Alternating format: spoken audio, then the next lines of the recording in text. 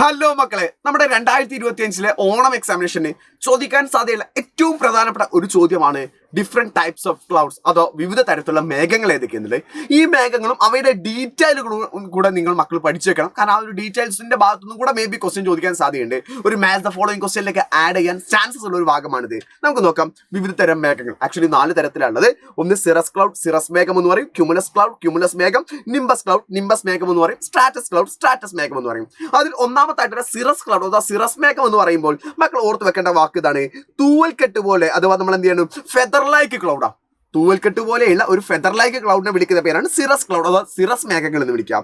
അതേസമയം സ്ട്രാറ്റസ് മേഘങ്ങൾ എന്ന് വിളിക്കാറുള്ളത് അത് കനത്ത പാളികളായിട്ട് തിക്ക് ലെയേർഡ് ആയിട്ട് കിടക്കുന്ന ക്ലൗഡിനെയാണ് നമ്മുടെ സ്ട്രാറ്റസ് ക്ലൗഡ് അഥവാ സ്ട്രാറ്റസ് മേഘങ്ങൾ എന്ന് വിളിക്കാറുള്ളത്.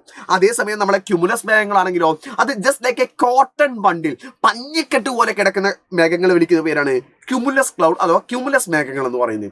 അതേസമയം ഏറ്റവും അവസാനത്താണ് നമ്മുടെ മഴയൊക്കെ ലഭിക്കുന്ന ഡാർക്ക് റെയിൻ ക്ലൗഡുകളായിട്ടുള്ള അഥവാ കറുത്തിരുണ്ട മഴമേഘങ്ങളെ വിളിക്കുന്ന പേരാണ് നിംബസ് ക്ലൗഡ് അഥവാ നിംബസ് മേഘങ്ങൾ എന്ന് വിളിക്കുന്നത്.